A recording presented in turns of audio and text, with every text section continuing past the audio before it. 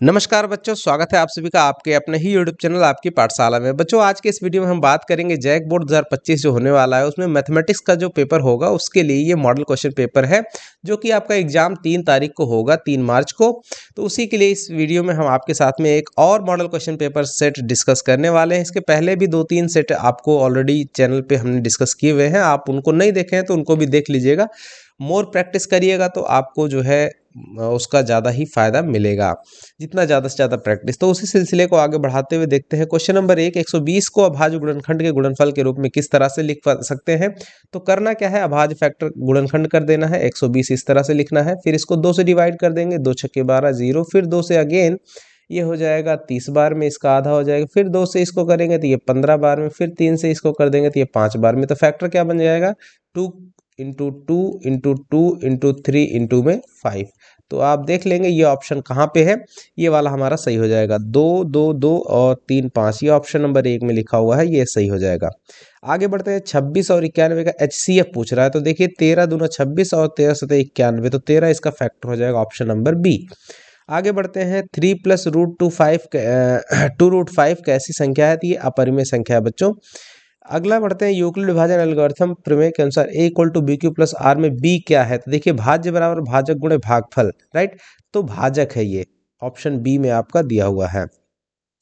5वां क्वेश्चन बच्चों इस तरह से एक ग्राफ दे देगा, पूछेगा कि इस ग्राफ में px के शून्यकों की संख्या कितनी है। तो जितनी जगह पे x एक्सिस को कट करता है कोई ग्राफ, वो उसके शून्यकों की संख्या। तो ये 4 जगह कट कर रहा है, इसका मतलब इसका ऑप्शन नंबर सी सही हो जाएगा, इसके शून्यकों की संख्या 4 होगी।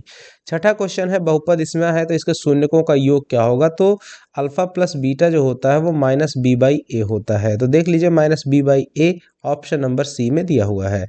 अगला क्वेश्चन नंबर 7 देखिए, किसी द्विघात बहुपद के शून्यकों की संख्या अधिकतम। द्विघात बहुपद है, शून्य कितने हो सकते हैं, अधिकतम 2 हो सकते हैं। ऑप्शन नंबर 2 आपका सही हो जाएगा, बी वाला।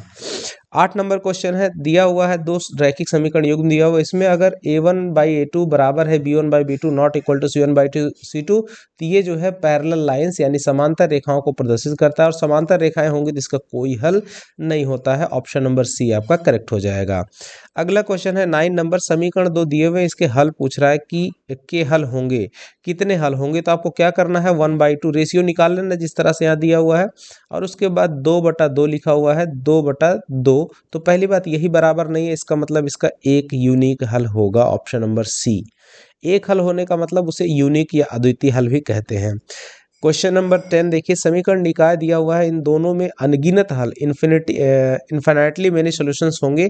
इसका मतलब है कि रेखाएं कैसी हो जाएंगी, समपाती होंगी, यानी तीनों जो रेशियोज हैं a1/a2 बराबर b1/b2 और बराबर c1/c2, ये सब बराबर होंगे। आपको वैल्यू रख देनी है, यानी कि 1/5 इक्वल टू 2/k। तो बस यहीं से k की वैल्यू निकाल लीजिए, तो k बराबर क्या हो जाएगा, 10, राइट। तो इस तरह से आपको ऑप्शन नंबर बी में ये सही आंसर मिल जाएगा। अगले क्वेश्चन पे अगर हम बढ़ते हैं, देखिए 11 नंबर का क्वेश्चन है बच्चों। तो इसमें क्या लिखा है, कौन द्विघात समीकरण नहीं है पूछ रहा है। तो देखिए ये वाला तो है, दूसरा वाला ऑप्शन में अगर हम देखेंगे तो ये भी है, तीसरे वाले ऑप्शन को अगर हम देखते हैं तो ये वाला भी है, चौथा वाला ऑप्शन ये नहीं है, ये द्विघात समीकरण नहीं बनेगा, ये लीनियर बन जाएगा। क्वेश्चन नंबर 12 देखिए, द्विघात समीकरण का मूल वास्तविक होते हैं तो डिस्क्रिमिनेंट का मान क्या होता है, ग्रेटर देन 0 होता है, राइट। तो मूल वास्तविक एवं समान दोनों की बात कर रहा है, वास्तविक एवं समान है तो ये वाला नहीं होगा, तो बराबर 0 हो जाता है, वास्तविक या समान भी। तो ऑप्शन नंबर ए आपका करेक्ट हो जाएगा। 13 नंबर है, देखिए समीकरण दिया हुआ है, इसका विभक्तिकरण d बराबर क्या होता है, b² - 4ac, इसका मान निकाल लेना है। b कितना है, 5 × 5 = 25 हो जाएगा, -4 इंटू a कितना है 3 और c कितना है 2। 25 - 4 × 3 = 12 दूना 24, इसका मतलब एक इसका करेक्ट आंसर हो जाएगा, ऑप्शन नंबर बी, राइट। आगे बढ़ते हैं, अगला कौन द्विघात सूत्र पूछ रहा है। तो -b ± √d/2a, ऑप्शन नंबर ए में ही लिखा हुआ, ऑप्शन ए इसका करेक्ट हो जाएगा। अगला है एपी, इसके लिए क्रमशः प्रथम पद ए और सारवंतर, प्रथम पद 3 हो जाएगा, सारवंतर क्या हो जाएगा 1 - 3 = -2, राइट। तो 3, ऑप्शन नंबर बी में दिया हुआ है, जो कि सही हो जाएगा। काफ़ी आसान आसान क्वेश्चन है बच्चों। 16 नंबर में इस एपी का 11वां पद यानी A11 पूछ रहा है, तो क्या बन जाएगा, a प्लस 10d बनेगा। और a का मान कितना है, -3 प्लस 10 इंटू डी कितना है, -1 -3 equal to -1 plus 3 equal to 2। तो 2 हो जाएगा, इंटू में 2 बराबर -3 प्लस का 20 इक्वल टू कितना हो जाएगा, 17। 17 तो इसमें नहीं है। ओ देखो बच्चों, हमसे गलती हो गई, ये -1/2 लिखा हुआ है इस तरह से, इसको तभी हमसे मिस्टेक हो गई। तो हम लोग क्या करेंगे, -1/2 और ये प्लस का 3 हो जाएगा, तो ये 3 दूनी 6 यानी कि 5/2 बन जाएगा, राइट। तो यहाँ पे ये 5/2 लिखना है, 2 से ये 5 बार में कट जाएगा, तो 5 25 -3 और प्लस का 25 कितना हो जाएगा, ये प्लस का 22 आ जाएगा। ऑप्शन नंबर बी आपका करेक्ट हो जाएगा। आगे बढ़ते हैं। प्रथम यन धन पूर्णांकों का योगफल, प्रथम यन धन पूर्णांक की बात कर रहा है, राइट। यानी पहली n प्राकृतिक संख्याओं का योग n इंटू एन प्लस 1 और बाई में 2 होता है। n into n plus 1/2 option number B में दिया हुआ है। अगला है 18 नंबर क्वेश्चन। आकृति में ये दोनों सिमिलर ट्रायंगल हैं, जिसमें प्रयुक्त समरूपता की कसौटी आपको बताना है कि कौन सी होगी। देखिए 60 डिग्री यहाँ पे 60 डिग्री है, 80 डिग्री 80 डिग्री, 40 डिग्री 40 डिग्री, यानी एंगल एंगल एंगल समरूपता की कसौटी इसमें है ऑप्शन नंबर ए में। अगला क्वेश्चन है, एक समलंब ए बी सी डी जिसमें A B parallel C D है, विकर्ण परस्पर ओ पे करते हैं, तो ए बी बराबर 2 सी डी हो तो triangle A O B C O D. ध्यान देना, जब भी एक समलंब की बात कर रहा है, ट्रेपेजियम है, और समलंब इस तरह से बनता है, इस तरह से, इसमें ये ए है, ये बी है, ये सी है, ये डी है। इसके डायगोनल की बात कर रहा है, ये इस तरह से ओ पे प्रतिच्छेद करते हैं, और ए बी पैरेलल आपका सी डी दिया हुआ है, राइट। और साथ ही साथ में A B equal to 2 C D है, A B equal to 2 C D, मतलब ये वाला ए बी है और ये सी डी है, राइट। ये A B equal to 2 C D है, 2 सी डी, यानी कि अगर ए बी ए बी बटे सी डी करेंगे तो आपका 2 अनुपात क्या आएगा, 2:1।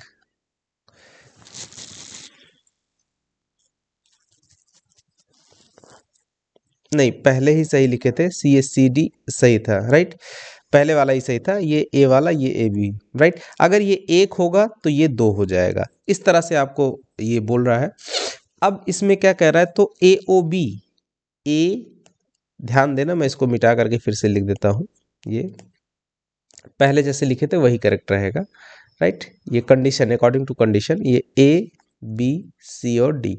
अब यहाँ पे क्या कह रहा है कि जो triangle A O B A O B A O B और सी ओ डी, ये सी है, ओ है, डी है, राइट। यानी इस त्रिभुज और इस त्रिभुज का जो क्षेत्रफल का अनुपात वो कितना होगा, राइट।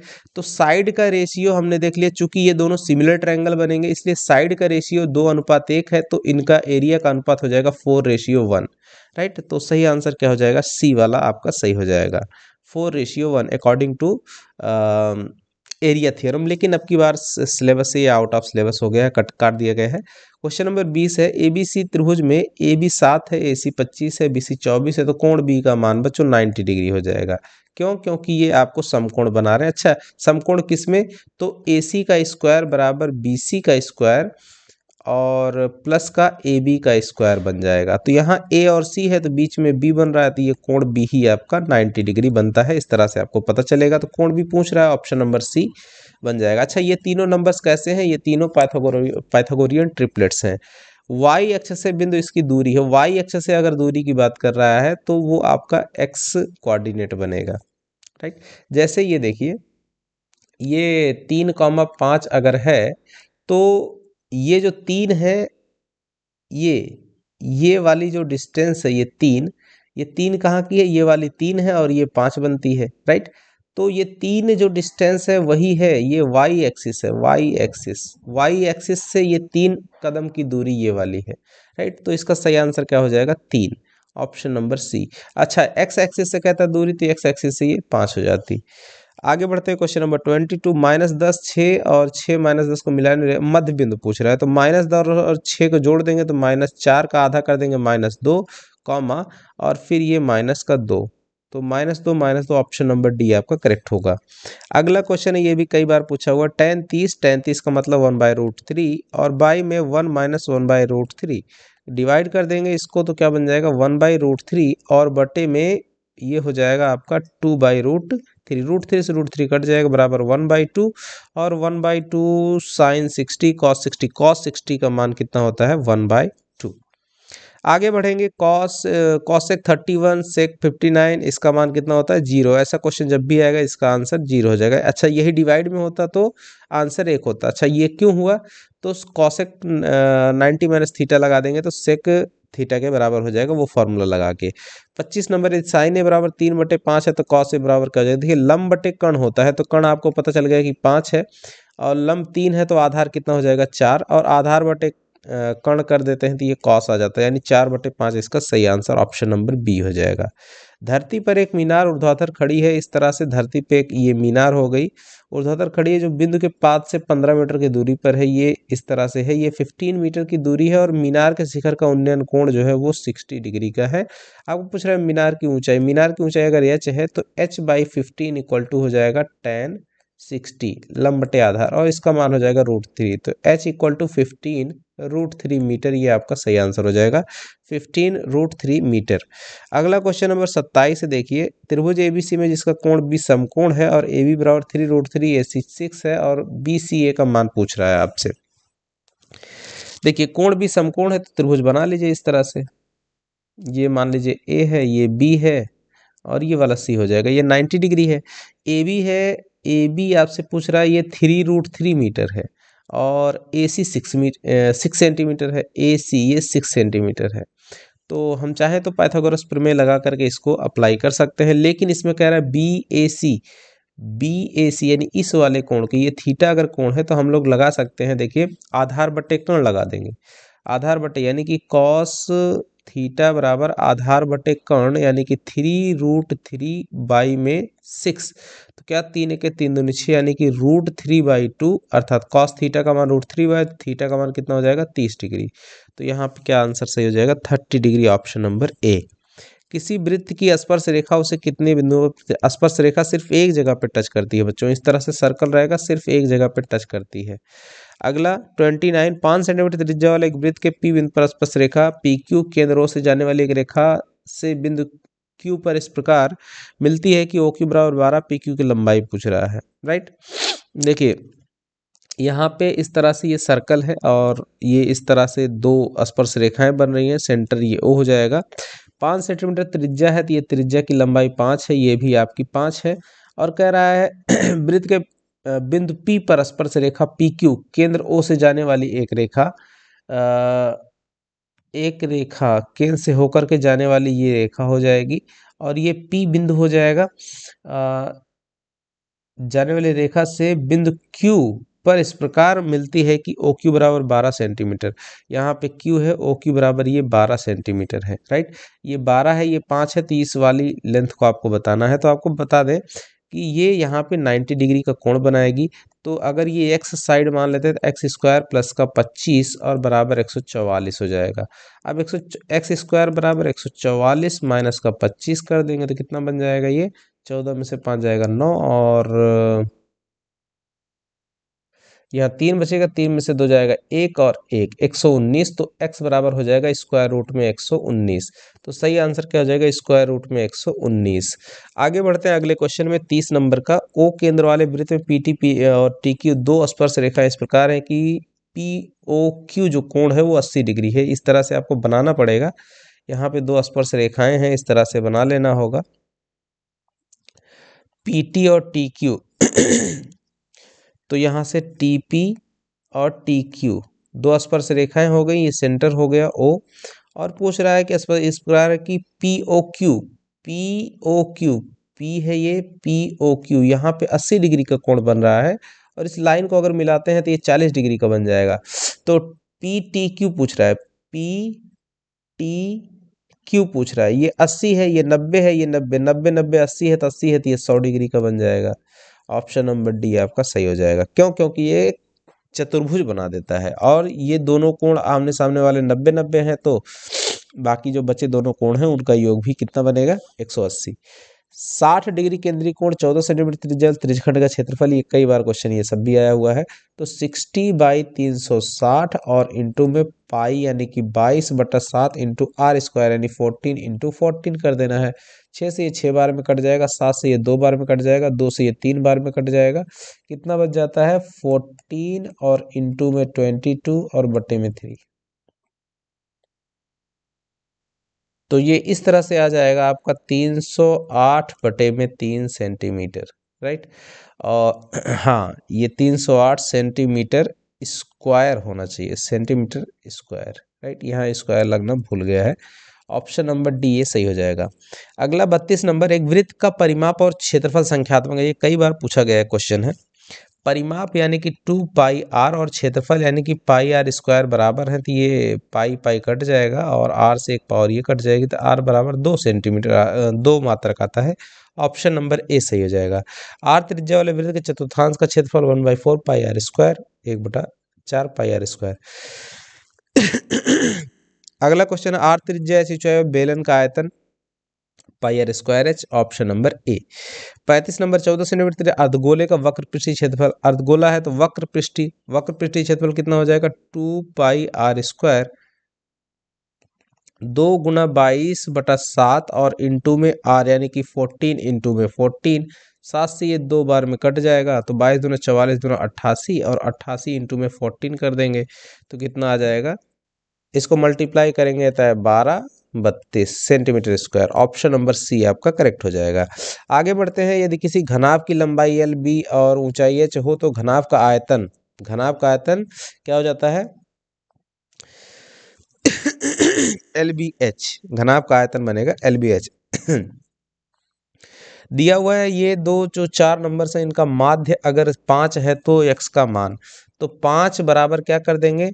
x प्लस 3 धन 4 धन 5 यानी कि 5 4 9 3 12, x प्लस 12 और बटे में कितनी संख्या है? 4, तो 4 पंचे ही हो जाएगा 20 बराबर x प्लस 12, तो x बराबर आपका 8 आ जाएगा। Option number C. आगे बढ़ते हैं, देखिए 39, घटनाई की प्रायिकता प्लस घटनाई नहीं की प्रायिकता का मान हमेशा 1 होता है। 40 नंबर का जो क्वेश्चन है बच्चों, वो देखिए, एक साथ दो सिक्कों को उछालने पर कम से कम एक हेड आने की प्रोबेबिलिटी। 2 सिक्के उछाले जाते हैं तो नंबर ऑफ सैंपल स्पेस कितना आ जाता है? 2 अर्थात 4 आ जाएगा, राइट। और अब प्रोबेबिलिटी कह रहा है कम से कम एक हेड आए, कम से कम एक हेड। देखिए head head, head tail, tail head और टेल टेल, कम से कम एक हेड। इसमें भी आ रहा है, इसमें भी आ रहा है और इसमें 3 आ रहा है, तो 3/4 इसका सही आंसर हो जाएगा, option number D. I hope कि बच्चों आपको समझ में आया होगा और मिलेंगे अगले वीडियो में। तब तक के लिए नमस्कार, जय हिंद बच्चों।